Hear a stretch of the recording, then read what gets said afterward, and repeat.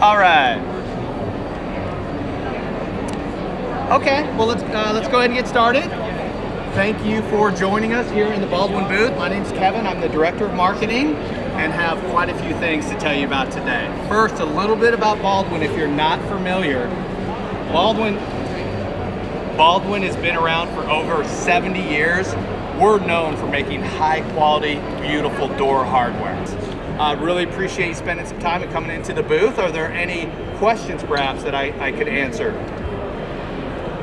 And if not, that's fine. I think I have a question actually. Yes, question here. Kivo technology. Kivo technology. So you know a little bit about Evolve, yeah. Yes. So what we've done is Kivo is a Bluetooth technology. It's patent protected technology that's been on the market for about 3 years now. And what we're doing is leveraging Kivo technology with Evolve. So for those that are familiar with Kivo, our Evolve lock, like I said, we leverage that technology so you have all the same functionality. And again, that's that patented touched open Bluetooth functionality.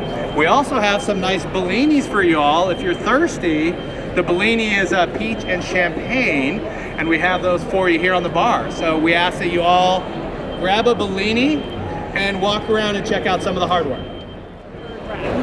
So this is the third rack of My Way rack. So if you're like me, I eat a lot of cereal, fruit, parfaits for breakfast, and I'm having to load those bowls in the second rack or the bottom rack. They take up a lot of space, so we re-engineered the third rack so you can load those bowls in here. And the way that it's been designed is on an angle, so you can accommodate your wine glasses in the bottom or the middle rack. And you have a place for them because the My Way rack's been designed to accommodate your wine glasses. Really, a little bit of sugar in it. Okay, we're last on the tour. Please take at least a couple of it. Sir, would you like to have one? I've had so much sugar already, No but worries. Well, come on, who says no? all right, I'll try this one. You're listening to the UnCommonCore podcast. I'm Preeti. I'm Ray. And we're here for the UnCommonCore podcast. And we're here at the Architectural Digest Design Show, Pier 94 in Midtown Manhattan. Hopefully you enjoy this episode. Thanks. Yeah, hope you like it. Hi, my name is Hale Hakimian, and our company is Woven Concepts. Yeah, so I'm going to go on a little tangent and tell you the backstory is that we're a family business. We're 4 generations in this business, and kind of different forms of it. And our ancestors were merchants on the Silk Road, and so this is kind of in our blood. What we do. We're the first female generation in the business, and with that said, my father does our product development. He's an engineer by training, and his expertise is, creating and achieving a certain texture and a look, and really inventing and innovating texture. And he had this concept, for many, many years, and so he likes to kind of sit with something before it materializes. I think he sat with it a little too long, but yeah, it ended up coming out at the perfect time. So, and the concept is that the rugs from the Odyssey collection are inspired by NASA imagery. It's our salute to space aviation, and we really kind of take the images and kind of play around with the scale and distort it to let it kind of the scale lend itself and translate properly in the rug. We work about 2 years with our product development phase to really perfect the texture, the colors, the scale. And then it takes about 6 months to make a rug. They're hand-knotted woolen silk. Each rug is named after one of our favorite astronauts. So we have one of our most popular designs is Aldrin, and we named the constellation after, we named the color after constellation. So the color is called Ophelia, and Aldrin is named after Buzz Aldrin. We have Slayton here behind me, so this is named after Deke Slayton. And so it has a bit of a story. It has a nice story for us. It all ties in together. How do you, what is the fabric, and how do you go about making these rugs? How would you describe the textile?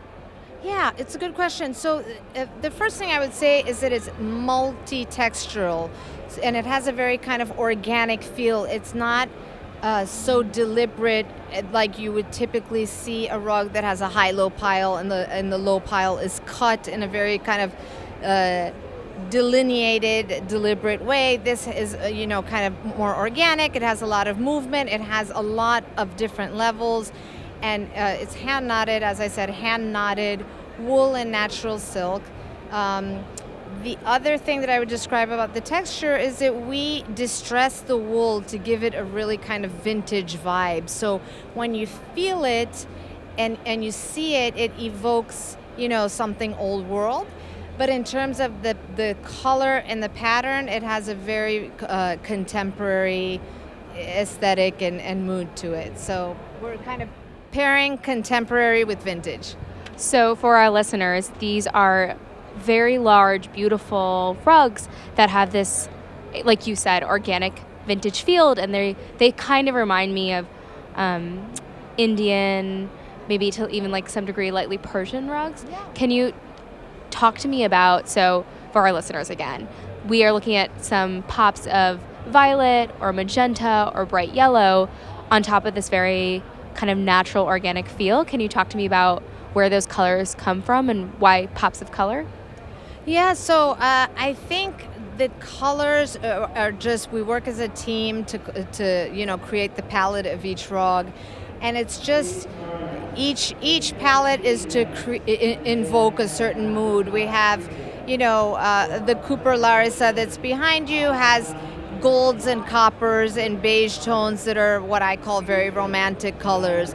Aldrin Ophelia has more kind of bold, strong colors that are, also playful and happy and energizing, but definitely a statement. We do a recent thing that we're doing is the black and silver, kind of going back to the original black that really just is the ultimate classic, and it has a really kind of masculine feel to it. So what the designs and the textures are all kind of uniform and fluid throughout the collection. What's different and what creates a different mood is the color palette of each one. And what we also wanted to do is that we were seeing a lot of, kind of tone on tone, light grays and what we call kind of washed out colors as a strong trend for many years. And we just decided that we kind of want to move past that and start to celebrate color. And, rugs need to have a personality, make a statement. It's a piece of art. We actually get orders for wall hangings and tapestries. So it really is art, and it needs to invoke a mood, whether it's something soothing or it's making you happy. That would be depending on which colorway you go with. And my last question for you is, who's buying these rugs? Who are your customers, and who's excited about putting these products in their home?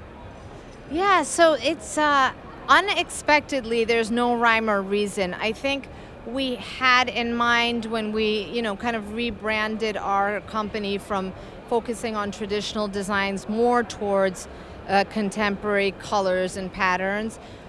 We had in mind the, new generation of home buyers, which are, kind of a younger generation that like simplicity more. They don't like things that are overly extravagant. They don't like decadence.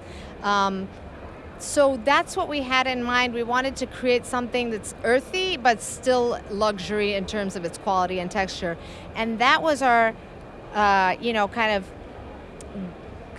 the customer that we had in mind when we created the collection. Surprisingly so, we get everything, across the board. We have a lot of couples who are retired. Their children are, older. They may have grandchildren, and it's really fun to see. Even, maybe they have a conservative appearance, but they may not have that aesthetic in their home, and we're enjoying, seeing this product, which is very contemporary and very bold, appeal to a wide demographic. Thank you so much. That's amazing. Can you tell our listeners where we can find you on the internet, on social forums, etc.? Yeah, of course. We are wovenconcepts.com with an S. You'll see our collections on our website. We talked about the Odyssey collection today, but we do a wide range of different types of products, which is all luxury floor coverings, handmade floor coverings. So you'll see our collections on the website, and then you can find us on all social media at wovenconcepts.com. We're on Instagram, Pinterest, Facebook, Twitter, and on Pinterest we actually have created what you would find to be the Woven Concepts lifestyle. So we've paired our rugs with other, I would say, interior inspirations that suit our brand. Amazing. Thank you so much. I was walking by and you have paint on your booth that's scattered yellow, pink, blue, green dots all over the place. It's like the paint can factory exploded. So what is this exactly? So we're Flat Vernacular, and we're a wallpaper and fabric company. This is our latest collection called The Heavens, and spray paint is exactly, you hit the nail on the head. The Heavens is a graffiti term, and so it's inspired by street art, lots of color. We have this colorway is called Dondi, which is named after the infamous graffiti writer Dondi. Dondi? Yeah. Okay. Yeah. And so these are wall murals. This is our first foray into the medium of murals, and they are meant to be a background and set the scene for your space. And is this wallpaper then? Yes, it is. And what's the wallpaper? Any type of fabric? Something special about the feel or texture of it? This in particular is just a clay-coated paper-backed material, but we could do a variety of different substrates, vinyls, grass cloth, you name it. And you have outlets or retail stores that install it, or professionals, or do you install it yourself, or you the whole company, or just the wallpaper? We just sell the paper. We leave the hanging to the professionals. But the National Guild of Paper Hangers is a great resource for something like that. Okay, good. And when people choose it, they choose, the designs are already created then, right? They don't have anything, they just pick the colors and the design, right? Yeah, that's correct. We have 7 standard colorways, but we welcome custom work all the time. Okay, all right. Yeah, well, it's kind of cool. What's your website? Yeah, but how would they get it? How would they get hold of you? Are you throughout the country, or? We have several showrooms around the country: New York, LA, Austin, Texas, Atlanta, Chicago. But our website is flatvernacular.com, and it's all available online. Flatvernacular.com. So they could order it online, and even if they don't have if they live in like Milwaukee or something. I'm from Milwaukee. How'd you well, know that? that's why I said that. Yes, of course. Anyone, the general public, it's available to them. They don't have to be an interior designer. They can access this. They can get samples from us. Yes. Okay. Do you have a store in Milwaukee? We don't. Oh my God. So where Chicago? Chicago's the nearest one. Well, I guess that's your next goal, right? Is to have a store in your hometown. Yeah, a little homecoming. Yeah. Where'd you go to school? Are you the designer, or you just work for the company? Yes, it's my wife and I, Peyton Turner.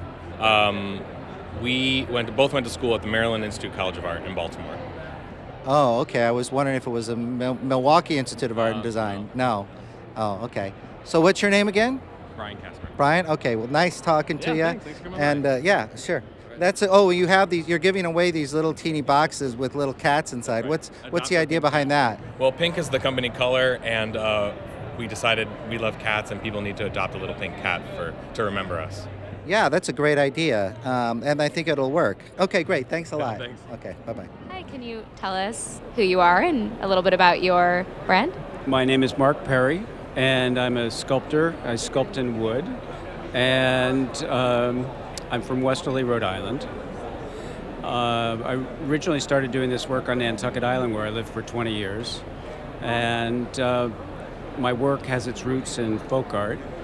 And so I call myself a contemporary folk art sculptor because my work is reminiscent, makes people think of things from the past, but also it has its place in very contemporary settings as well, where oftentimes my work finds itself in contemporary spaces. Can you tell us a little bit about what we're looking at here for our listeners? This is my 9th year returning to the AD show. The work that I have with me today, there's sort of a broad swath of different things. A number of pieces have wheels in them. I started carving actually dogs with wheels between their front legs. And the idea came from scrimshaw pie crimpers that were carved by whalemen back in the 19th century. So that's the influence for those and where those come from. The cat that I have with me here today, which has some fun little whimsical mice on the wheel, that's my most recent piece that I finished just before the show.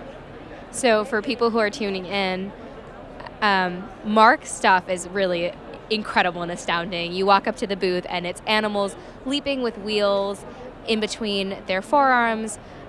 They're whimsical, they're creative, and I think the kind of perhaps like the piece that's been drawing a lot of crowds is this Dalmatian with a wheel that has fire around us. Can you tell us a little bit about why you designed that piece? The Dalmatian's a pretty sizable piece. I would say it's almost, well, I think it's probably life-size. And there's a red harness with a gold leaf buckle. The whole piece is carved out of a solid piece of wood, and it's very reminiscent of carousel animals that I guess we're all familiar with. We don't see many carousels anymore, but they're the original ones were wooden and were hand carved. And so when I was thinking about the Dalmatian, I was thinking about firehouse dogs, so hence the harness on the dog is red, and with the wheel, it's got a rim of fire, and I sort of had visualized a superhero firehouse dog, and it has a very determined look on his face, as though he's got a purpose. So that's really the story about the Dalmatian. And it's just, it gets a lot of attention. I figure your booth has been extremely crowded. Can you tell us a little bit about the kind of individual that buys your work? Kind of individual that buys my work, obviously dog lovers buy my work. It's a pretty broad spectrum of people that I just sold the little man that I have here up against the wall. I've worked with designers before. My work's in commercial settings. An interesting commercial setting for my work was a couple of my figures were purchased a number of years ago for the Satai Hotel on Fifth Avenue, and we're in the lobby for long time. You've been coming here for 9 consecutive years, is that right? Consecutive years, right. So how is this year's show different from the previous years? Like, what's the highlights of this year?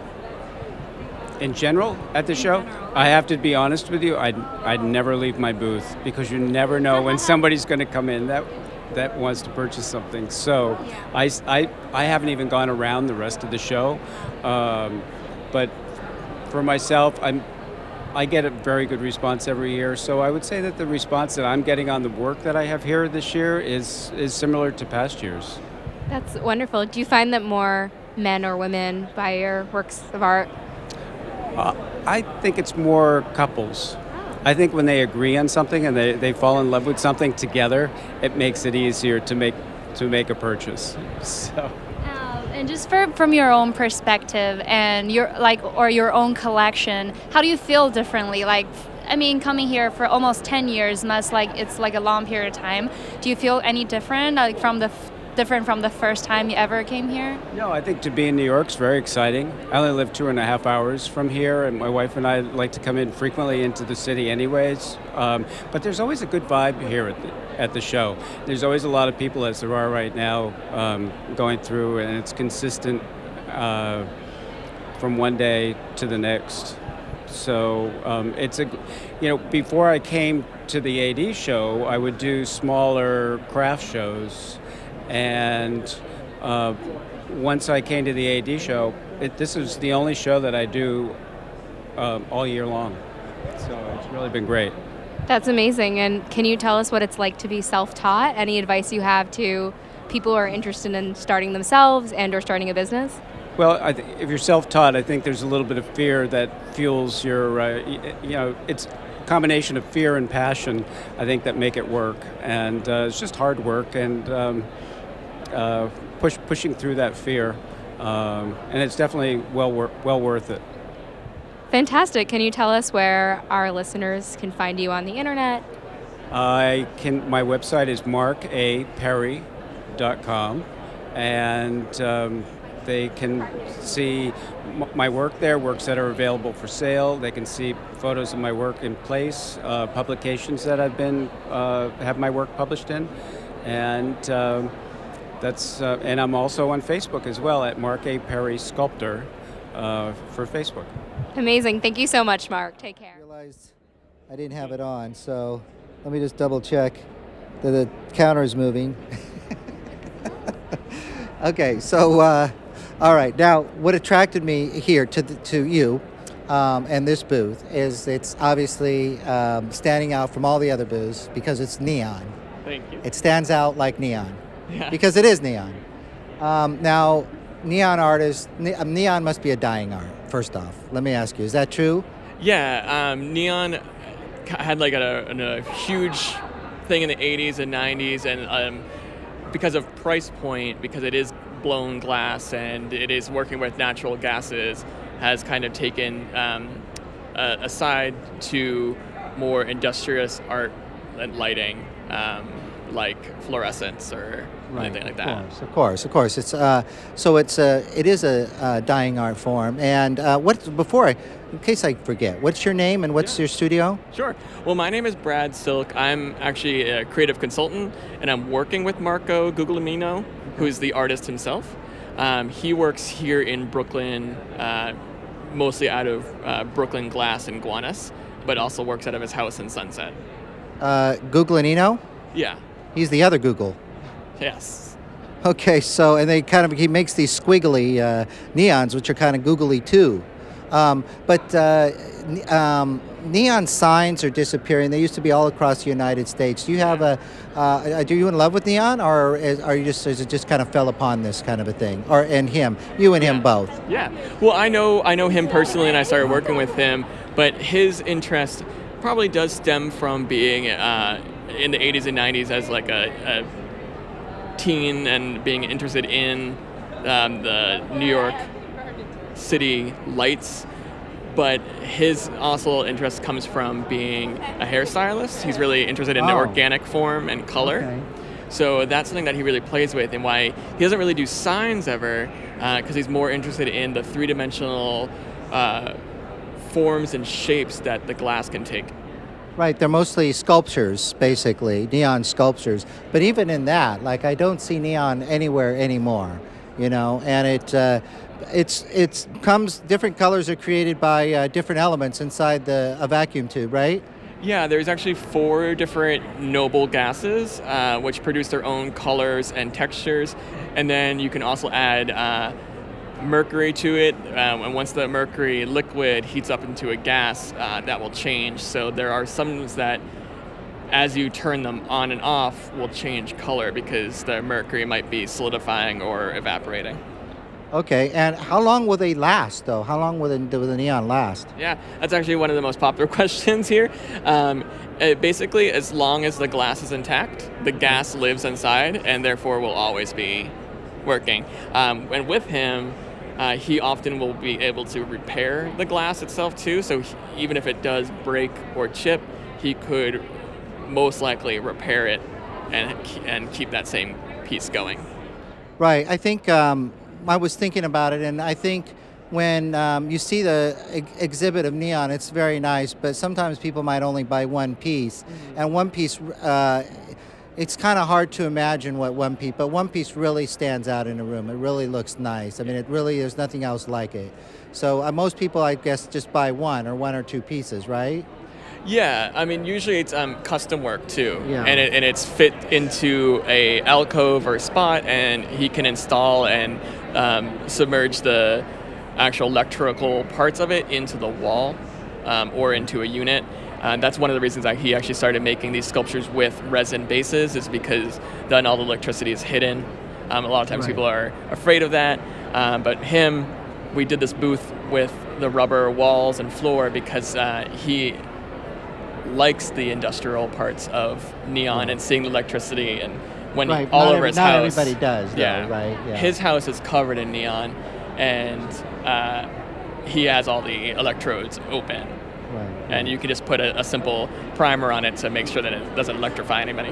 I guess people ask the question because of the old lava lamp that dies after. Maybe they were remembering that.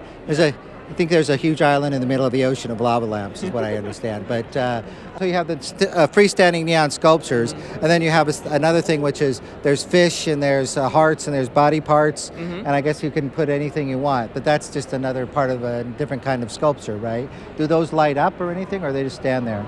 Yeah, they do light up.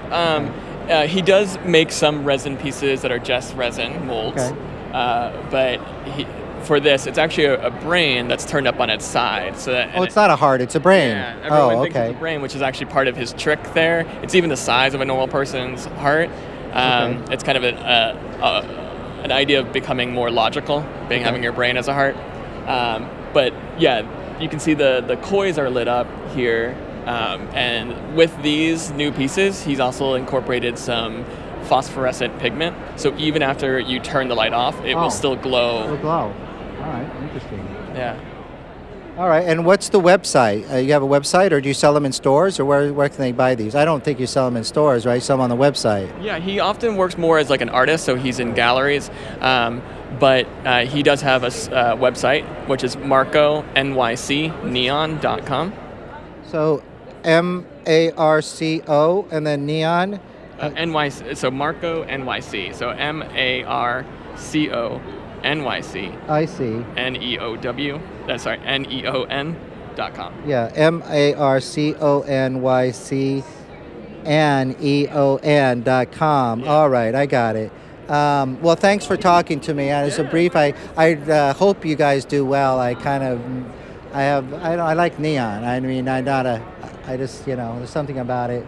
It's not there. You don't see it anymore that much. Yeah. So good luck. Thank you very much. Okay, nice to talk to you. Okay, bye-bye.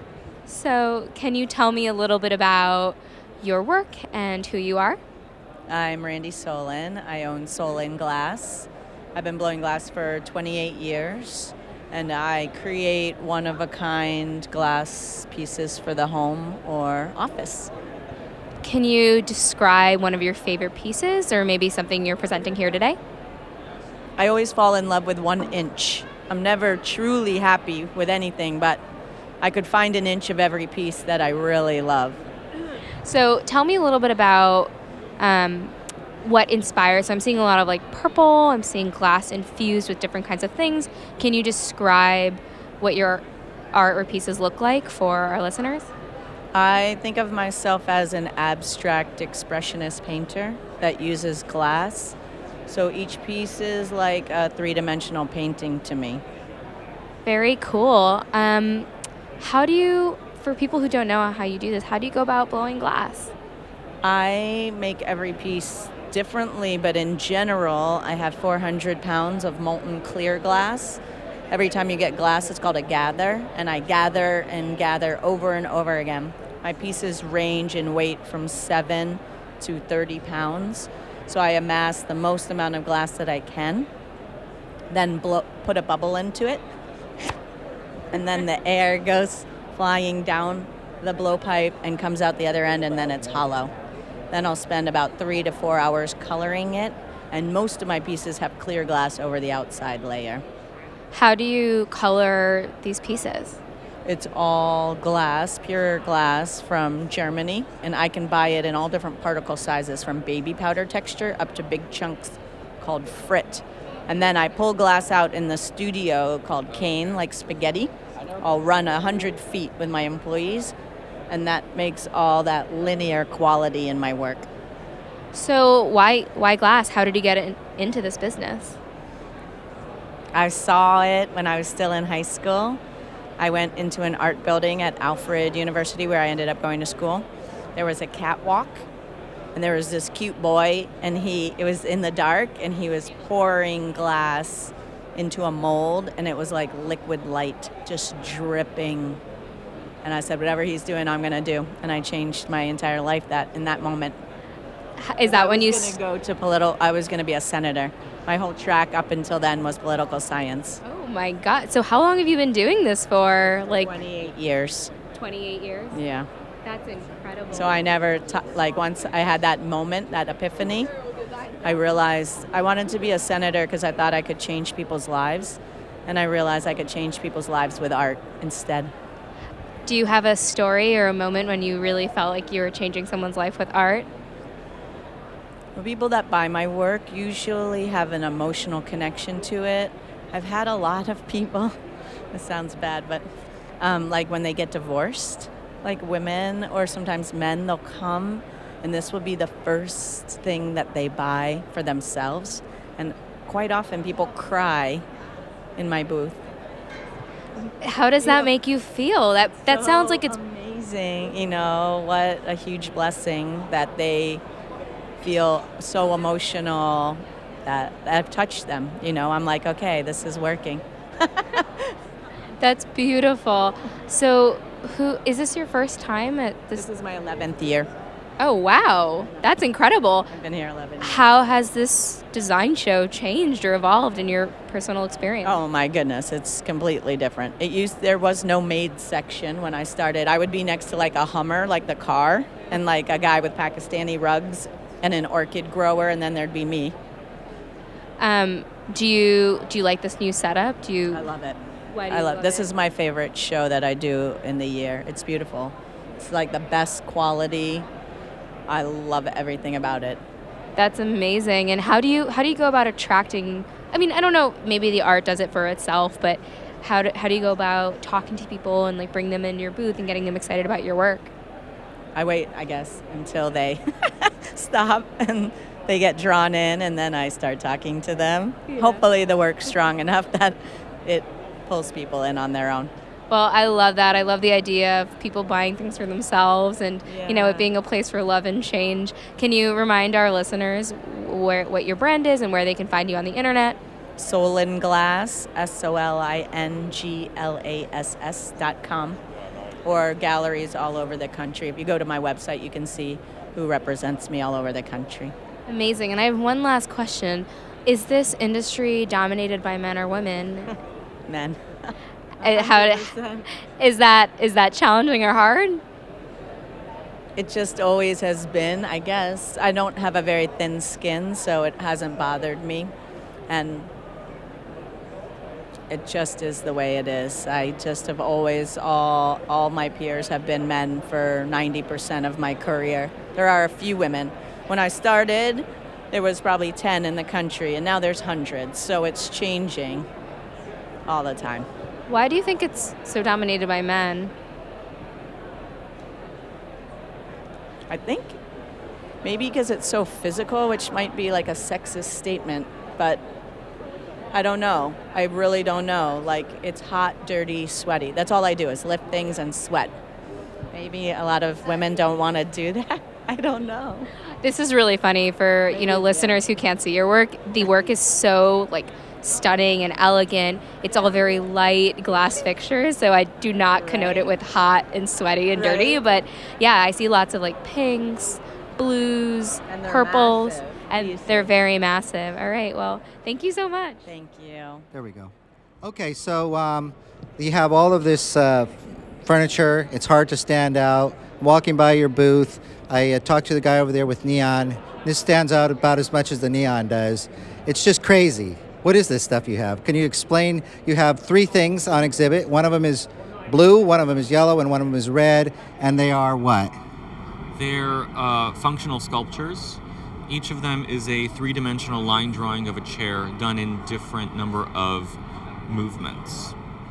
Okay, so they're about, for the listener, they're not large. About how high are they? About 21 inches, 18 inches? The seating portion of each sculpture is 18 inches, which is standard seat height. Okay. And they're like little tubular shapes. They loop around from one side, go up, loop around again, and then go back down. And what's the material that they're made out of? They're made of rubber. Okay, very interesting. And let me touch one. What? All right, I like them. I mean, they're really cool. What made you decide to do this? I mean, what was your inspiration? I play with materials, and I was committed to finding something that was fun and interesting for me. They kind of look like licorice in a way, a little bit. Yeah, kind of like a licorice chair. So it'd be, maybe Pee Wee Herman might have it in his playroom, I would think. Yeah. That's a great compliment, actually. I aspire to Pee Wee's Playhouse. I saw the exhibit at an art museum, and it's really amazing. Those people made that stuff from scratch, like under pressure. But yeah, it really looks like something like that. And it's a work of art. It's not. You could tell it's not like a commercial, something that's going to be available in Target. I mean, maybe in the future when you retire, you might want to sell them in Target. But they look like works of art that you'd have in a museum. Do you have a gallery that you sell these in? Is it a website or where?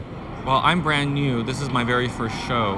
My website is my name, which is aralevontheros.com.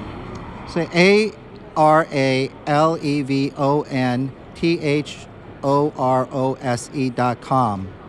Okay, right? Correct. And you're not in any stores or anything like that to find? No. Oh, okay. All right. Well, ARALEVONTHOROSE. You can remember it as a kid's memory game. What else? Do you have other things, or you said you like playing with materials? Is this your the only thing that you do, or do you have other artwork? I do other. I use other types of materials for other types of things. Okay. But this is a bit of a focus for me right now. Did you go to art school? Just one or two more quick questions. Did you go to art school? You did? I did. I recently earned an MFA in three-dimensional design from Cranbrook Academy in Michigan. In Michigan. Okay. And you live in New York now? I actually live in Detroit. Oh, you live in Detroit. Oh, wonderful. Okay, so so you have a gallery in Detroit? I have a studio in Detroit. A studio in Detroit. Okay, yeah, because Detroit, I guess there's space there. Is that a good place for artists, do you think, these days? Because I know they have problems there. Detroit is a great place to make things. Okay, yeah. I mean, I see the stuff on TV, and other friends of mine see it and say, that would be a great place just to be an artist and just to create stuff, There's not a lot of pressure. The rents are low, I imagine, stuff like that. Okay. Well, good luck to you. I think it's, I just hope makes you happy and you get what you want out of it, I don't know if you want to be famous or what, but these are, like I said, they're very cool. So good luck with you. Thank you very much. Yeah, thanks. Do you mind introducing yourself and telling us a little bit about your brand? Sure. So my name is Gordon Auchincloss, and I'm from northern Vermont. I'm here with some custom-made dimmable LED chandeliers. One is built of unfinished brass that will patina over time into a nice antique shade, but I do also do other finishes, plating. I have another light here that's stainless steel, and let's see, some sconces. I'm here at the show with Borealis Studios. They are ceramics and hand-blown glass. Devin Burgess is the glass blower, and he makes my glass shades. I got into this probably from about 20 years of being passionate about industrial design and forming metal. I'm also a public artist. I build site-specific atrium art and freestanding kinetic sculptures that I've placed around the country. So how does someone get into this? Where does that passion come from? It's not just like reading or, something that's very accessible. How do you get excited about industrial design? I think it's mostly about form and, how things function and feel when you're using them. I know it's kind of a hard question, but yeah, mostly how things look and how they feel when I'm using them. I've created a few things over the years that are functional tools that are ergonomic and sort of a pleasure to use. For example, I have a bottle opener here that I've crafted out of stainless steel that, as an example, that seems to create a lot of passion from people who use it. Can you describe the bottle opener for our listeners? Sure. So it's a turned stainless steel piece that is a fulcrum and tooth sort of classic bottle cap remover design that you can use from any approach to a bottle of beer. And it's got a little weight to it. It feels good in the hand. And I happen to have a pretty good rapport with a lot of passionate beer drinkers out there. Once they have one in their kitchen, it's a great conversation piece. So something I'm really interested in is, as someone who designs these fixtures, especially light fixtures, what do you think are the 2 or 3 most important things? Because you put lighting in your house and it can completely change the nature of a room. It can change people's moods. Better lit spaces generally create happier people. So what do you think are the most important things when you're thinking about design and shape? I think proportion to the overall environment. Having a chandelier, for example, that is airy and light in nature, but bold in finish and overall aesthetic presence is one thing. But how it also works with what other forms are in the space and in the room, the finishes that are being used, and the flow of the space, the sort of the feng shui, for example. Yeah. Is there a reason that you're more attracted? So for our listeners, your design, in my opinion, seems to be very sleek and modern. Lots of feelings, at least if I'm getting the material wrong, stainless steel and blown glass. Is there a reason you're into that particular aesthetic? Well, I'm a fan of clean modernism and clean aesthetic looks rather than kind of, I hate to say gaudy, but some other types of finishes and whatnot. So. And who's buying your stuff? Who's really excited by what you're doing? It seems like there are a lot of really excited people here. I'm totally honored to have been received the way I have. This is the second time I've done this show, and I don't know. I mean, I've had people that are in the industry that have come by and have really felt that my light is, at least the brass one here, which has been so well received, is one of the nicest that they've seen at the show. So I'm honored and humbled by the overall presence here. Excuse me, they're busy.